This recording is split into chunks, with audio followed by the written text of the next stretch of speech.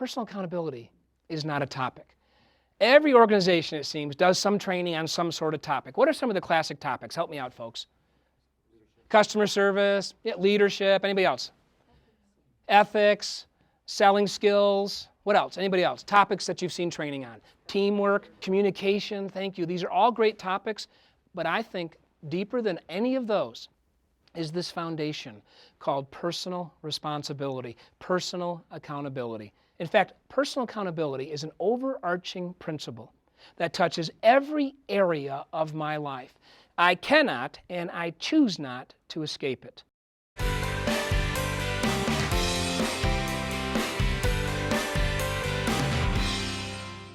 Blame, it's everywhere.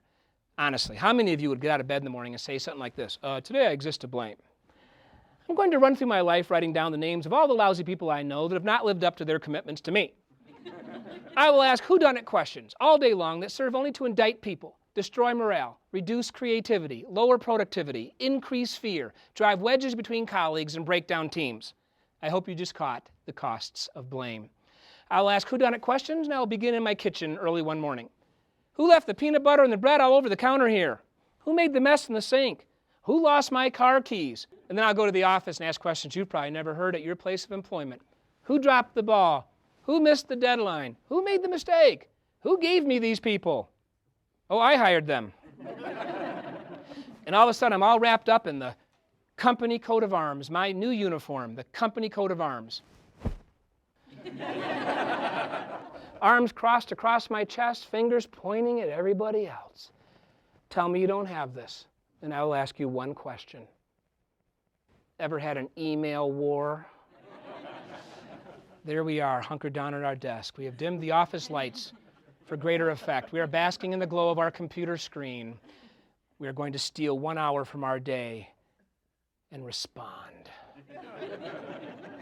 We're going to create a volley that we can send across the trench. For you see, someone else has sent their volley toward us across the trench. We are engaged in warfare, and once again, we are going to prove them wrong and us right. We type for an hour, we're ready to send, and just before we hit the send button, we wisely and maturely decide to CC the world.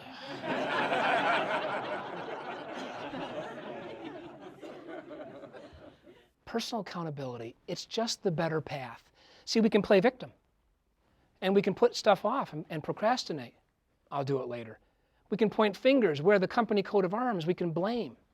We can attack our colleagues through the internet, or we can just pause and ask questions that begin with what or how.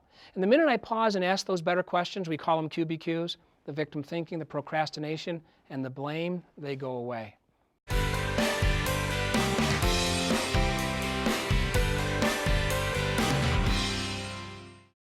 Have you ever heard questions like these? Why is this happening to me? Why don't they support me more? Why don't I ever get a break? Why don't I get more support around here? Why can't we find better people? Why can't HR get us better people?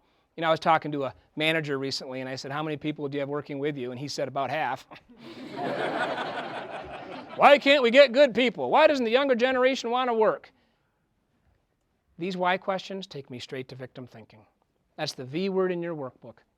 Victim thinking. Now here's a key question. Be careful how you answer.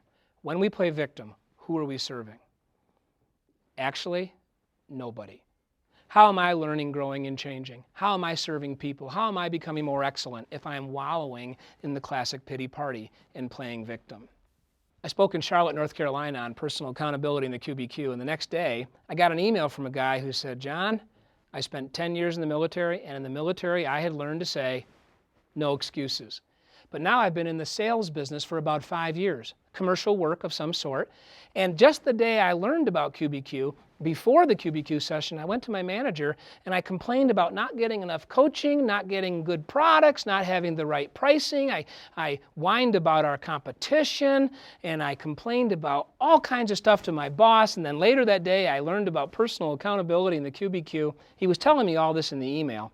I realized during the learning of the QBQ that going from military, my prior life, to the business world, in just a few short years, I'd become what I hate the most, the victim. If somebody with that kind of discipline and that kind of training in their life can slip into victim thinking, it can certainly happen to you, and it can certainly happen to me.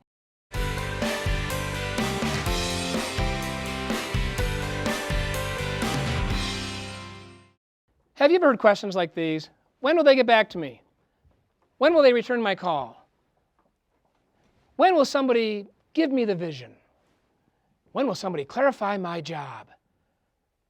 When will they improve this place? When will somebody handle that problem over there? And how about this one? You ever heard this one? I call it the water cooler huddle question. Monday morning, 8 a.m., 4 people huddled around a water cooler asking a question you've never heard in your organization. So, when are they going to tell us what's going on? Now, what could that person have been doing at that moment, folks? Instead of standing at the water cooler whispering, what else could they have been doing? Thank you. Working. Can you imagine that? Instead of at the water cooler whispering, we could be working. You see, working defeats procrastination. If I want to fail, all I got to do is get out of bed and say, when will they, when will she, when will he? It's really bad stuff to put stuff off. Come on, honestly, how many of you would enter a meeting and using your own name would say something like this? I'll use my name. Hi, I'm John. I'm a procrastinator. Today I'm going to habitually defer action to a future time so as to render no value to others. How many of you would do that at a meeting? How many of you would put that off for a month? Raise your hand. I'm a procrastinator. I'm going to habitually defer action to a future time. None of us would do that. And most of us don't consciously say, well, I'll do that later, and then have bad things happen. But here's what happens. When will they? When will she? When will he? We ask these when questions that focus outside of us. It's the same thing as saying, I will defer action today, and I will add no value. How about you? Is there anything you've been putting off in your life? And at the same time asking, when will they handle it? Turn that around. Ask, what can I do?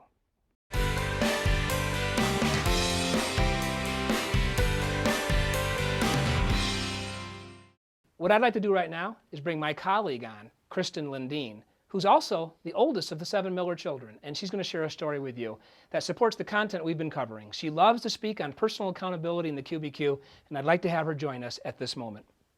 We were taking a Sunday afternoon family drive, and we're driving down a fairly busy road, and this large open field that had nothing in it off to the side of the road caught our attention that day.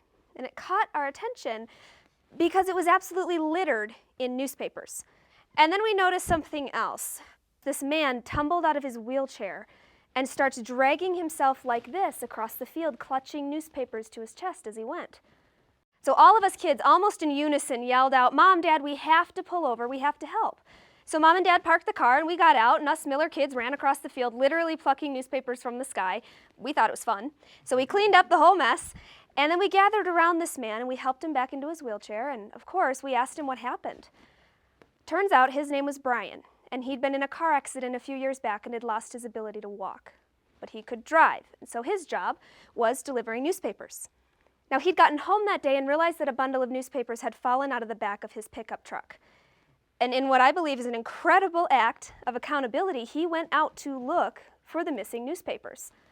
So my dad looked at him and he said, Brian, I don't understand. What were you going to do? Were you going to clean them all up yourself? And Brian kind of looked at my dad as if maybe my dad's a little slow. Brian looks at him and very respectfully says, well, of course. I couldn't just leave them there. It's my mess. Is that a statement of accountability or what? It's my mess. Now we can apply that statement to our lives as well. My department is not as productive as it could be. It's my mess. My relationships, yeah, they really aren't what I want them to be. It's my mess. My team isn't gelling the way I wish it would. It's my mess. My life isn't turning out the way I thought it would. It's my mess. Saying it's my mess is just another way of saying I own it. I own the results of my department. I own my relationships. I own the success of my team. I own the path and the direction of my life, and if I don't like the way my life is going, it's up to me to change it. Saying it's my mess is just another way of taking ownership, and that's personal accountability. Even if the mess in front of me is not fully my fault, saying, I own it. What can I do to contribute? That's personal accountability. It's really just as simple as that.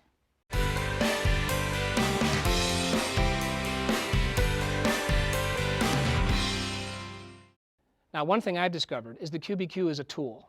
The question behind the question is a tool for leaders at all levels. Now, let's have some fun. Quick question for you. How many of you are leaders? May I see a hand, please? Excellent. How about the rest of you? For those of you who didn't raise your hand, what were you thinking? Oh, no, John, I'm a follower. My boss told me. He or she let me know I exist to follow.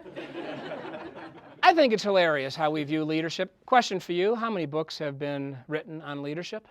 Answer? Too many. And we are still a bit confused, I find, over leadership. We think it's title, position, and tenure. I love the tenure one, don't you? People say things like, I've been around 18 years. What do we want to say? Maybe that's your problem. And being around 18 years does not automatically make me a leader, does it? No. It sure doesn't. How many of you have children? May I see a hand, please? Excellent. Thank you very much. How many of you were children? May I see a hand? Thank you. And how many of you still are children? All right. I can relate to that. Thank you. How many of you moms and dads truly believe being a mom or dad is the ultimate leadership experience for you and no organization can give you a better title? I wonder sometimes when I ask the question if people think it's a trick question. Because in every group we work with, someone doesn't raise their hand to the question, are you a leader? I think it's because we think leadership is title and position and tenure. In reality, leadership is all about the moment-by-moment disciplining of my thoughts. The moment-by-moment disciplining of my thinking. Here's what you'll find in all walks of life. People who are effective in what they do. People who really take on the mantle of leadership. They are working on their thinking. I am today as I thought yesterday. I will be tomorrow as I think today. Everything comes back to our thoughts. Leaders at home, at work, they work on their thoughts. It's a good thing. And one thing I've discovered, when we really master our thinking, we can practice a concept. And the concept is personal accountability.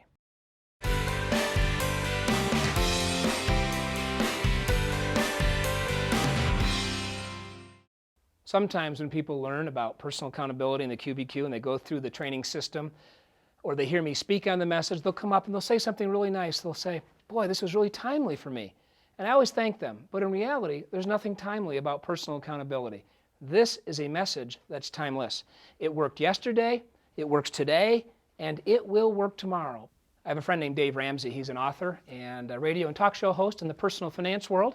And you know what he teaches? To millions of people, he teaches, why don't we all spend less than we make? Now, how complicated does that sound?